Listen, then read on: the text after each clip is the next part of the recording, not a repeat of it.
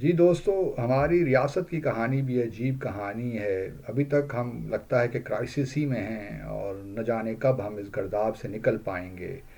اور کوئی صورت نظر نہیں آ رہی کہ کس طرح یہ سارا ممکن ہوگا۔ وہی کہانیاں بار بار چلتی ہیں، ایک قدم آگے بڑھتے ہیں پھر دو قدم پیچھے ہو جاتے ہیں، اور وہی صورتحال باقی اس طرح ہی چل رہا ہے معاملات۔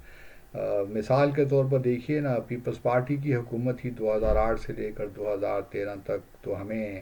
میمو گیٹ کی صورت میں ایک کرائسس نظر آیا۔ وہ بھی ہماری ملٹری کے حوالے سے بات تھی، اور امریکہ کو ایک لکھا گیا خط تھا کہ جی ہماری ملٹری ٹیک اوور کر رہی ہے تو ہمیں اس سے ملٹری ٹیک اوور سے بچایا جائے۔ اس کے بعد پھر ڈان لیکس ہوئے۔ نواز شریف صاحب کی جب حکومت آئی 2013 سے لے کر 2018 تک، اس میں بھی پھر ڈان لیکس کا قصہ شروع ہوا، اور ڈان لیکس تو یقیناً ایک بہت بڑا معاملہ تھا، کیونکہ ایک نیشنل سیکیورٹی کمیٹی کی میٹنگ تھی، اس کے منٹس باہر آ گئے تھے، اور اس میں یہ کہا گیا تھا کہ جی یہ تاثر دینے کی کوشش کی گئی تھی کہ سویلین گورنمنٹ جو ہے، اور یا سویلین جو ہمارے پولیٹیشنز ہیں وہ تو چاہتے ہیں جو پاکستان ہے ملیٹنسی اس کا خاتمہ کرنے، لیکن جو ملٹری اسٹیبلشمنٹ ہے وہ نہیں چاہتی۔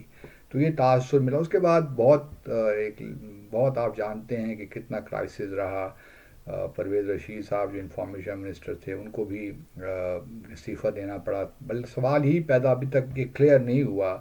کہ وہ کس نے لیک کیا تھا یا کس نے منٹس لیک کیے تھے۔ اس کے بارے میں ابھی بھی بہت سی کہانیاں چل رہی ہیں۔ اور اب آ جاتے ہیں ہم سائفر پہ۔ سائفر کا بھی معاملہ ایک لحاظ سے اسی نوعیت کا ہے، کیونکہ ایک وزیر اعظم نے جو ایک میسج تھا سائفر میسج، اس کے جو مندرجات تھے، کانٹینٹس تھے، وہ پبلک کر دیے۔ اس طرح تو نہیں کیے لیکن کچھ ہمیں بتا دیا موٹے موٹے الفاظ میں کہ یہ کچھ ہو رہا ہے، یہ سازش ہو رہی ہے، اور اس سازش میں امریکہ شامل ہے، اور امریکہ کے ساتھ یہاں پاکستان بھی جو ہماری اسٹیبلشمنٹ وہ بھی شامل ہے ان کی حکومت کو گرانے میں۔ اب سائفر کا معاملہ ذرا تھوڑا سا ہو گیا ہے ان دا سینس کہ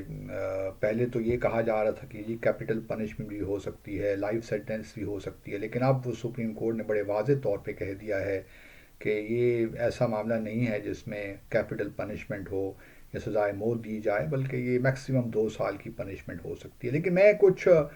پہلے بھی میں نے ذکر کیا ہے، لیکن میں آج تھوڑا سا تفصیلاً اس سے بات کرنا چاہتا ہوں، کیونکہ ہماری سپریم کورٹ نے کہا کہ جب تک کوڈڈ میسج اگر نہیں ہوا لیک تو پھر کیا خطرہ ہے۔ سوال یہ نہیں ہے، ایکچولی معاملہ کچھ یہ ہوتا ہے کہ آپ کو میسج تو کوڈڈ فارم میں ہی ملتا ہے، اور اگر کوڈڈ میسج لیک ہو بھی جائے تو اس سے کوئی فرق نہیں پڑتا، کیونکہ ان کوڈز کو ڈی کوڈ کرنا آسان نہیں ہوتا۔ وہ ایک پراپر، ہر ملک کا اپنا ایک سسٹم ہوتا ہے، اس کے تحت اس کو ڈی کوڈ کیا جاتا ہے۔ لیکن اگر ڈی کوڈڈ میسج، کیونکہ ڈی کوڈڈ میسج تو آپ حاصل کر ہی لیتے ہیں، ٹرانسمیشن ہوتی ہے۔ پہلے زمانے میں تو ٹیلکس کا زمانہ ہوتا تھا، تو پھر فیکس کا زمانہ بھی آیا، تو اس میں جو کوڈڈ میسج ہوتا ہے وہ ٹرانسمٹ ہو جاتا تھا، اور اس ٹرانسمیشن میں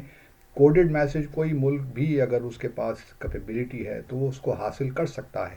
لیکن کوڈڈ میسج حاصل کرنے سے آپ کا میسج ڈی کوڈ نہیں ہو جاتا۔ ڈی کوڈ کرنے کے لیے بہت سی چیزوں کی ضرورت ہوتی ہے جو کہ میں پبلکلی ڈسکس نہیں کر سکتا، لیکن یہ ضرور ہے کہ جب آپ کے پاس کوڈڈ میسج موجود ہو اور اس کو آپ کو ڈی کوڈڈ فارم میں میسج مل جائے، تو پھر اگلا جو میسیجز ہوتے ہیں ان کو ڈی کوڈ کرنے میں آسانی ہو جاتی ہے۔ پھر جو لوگ اس کام میں انوالوڈ ہیں، سائفر یا ڈی سائفر کے بزنس میں، وہ جانتے ہیں کہ کس طرح کوڈڈ میسج کو ڈی کوڈ کیا جاتا ہے۔ تو اصل معاملہ یہ ہے کہ چونکہ D cipher, D coded message بھی عام پبلک میں آ گیا، بلکہ اس کے مندرجات ہی نہیں آئے، پورا ٹیکسٹ کا ٹیکسٹ آ گیا۔ یہ ایک بہت خطرناک بات ہے، کیونکہ اگر لیٹس سے امریکہ کے پاس، ایک بھارت کے پاس فار دیٹ میٹر، وہ پورا ٹیکسٹ موجود ہے اور ساتھ میں جو کوڈڈ فارم ہے وہ بھی موجود ہے، تو پھر ان کے لیے آسان ہو جاتا ہے ہمارے جو اگلے میسیجز ہیں ان کو ڈی کوڈ کرنا۔ تو یہ جو ہے، لیکن تھینک گاڈ کہ ہمیں اس کا جو ہے اب اس صورتحال میں آبویسلی ہم نے بہت سی اپنی تبدیلیاں بھی کی ہوں گی سافٹ ویئر سسٹم میں، بہت سے کوڈز ہم نے تبدیل بھی کر لیتے ہیں ممالک جب اس قسم کی صورتحال ہو، تاکہ کوئی چیز کمپرومائز نہ ہو۔ اصل معاملہ جو میرے لیے ہے وہ یہ ہے کہ جو انٹرسیپٹ کے پاس، دا انٹرسیپٹ ایک جو ایک ویب سائٹ ہے امریکہ کی، ان کے پاس کس طرح پورا ٹیکسٹ آیا، یہ اصل سوال ہے۔ یہ کس طرح ہوا، میں اس کو ذرا تھوڑا سا جاننے کی کوشش کر رہا ہوں کہ کس طرح یہ ہو سکتا ہے۔ ایک تو دیکھیے نا وہ سابق وزیر اعظم عمران خان کہتے ہیں کہ ان کے پاس کاپی تھی، لیکن ان کو معلوم نہیں ہے کہ وہ کدھر ہے، اور یہ کاپیز نہیں ہوتی جس طرح فوٹو اسٹیٹ ہوتا ہے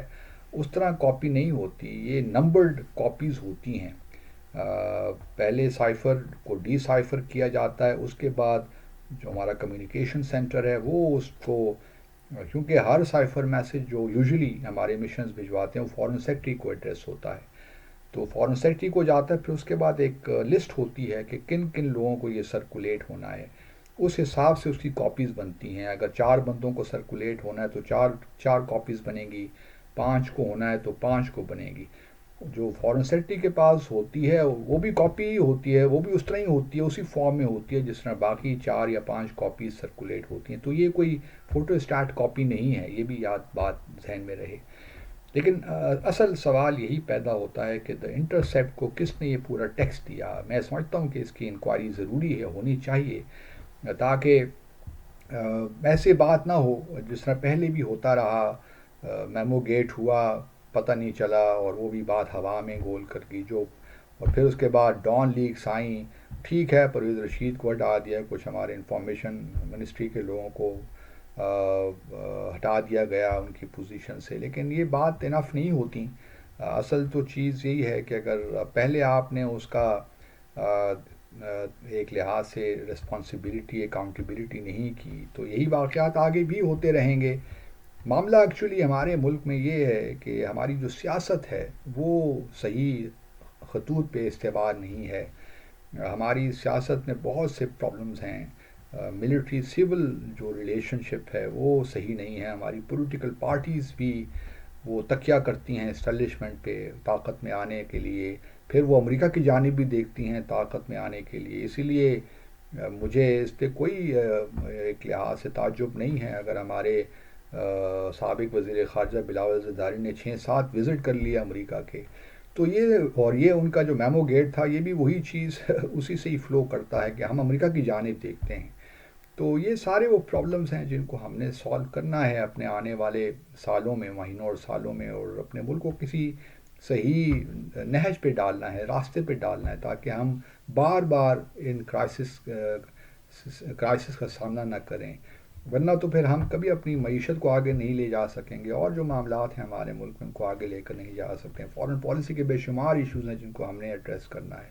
تو میں امید کرتا ہوں کہ ان الیکشنز کے بعد کچھ نہ کچھ صورتحال بہتر ہوگی، لیکن افسوس سے کہنا پڑتا ہے کہ لگتا نہیں ہے کہ معاملات کوئی بہتری کی طرف جا رہے ہیں۔ اپنا خیال رکھیے، اللہ حافظ۔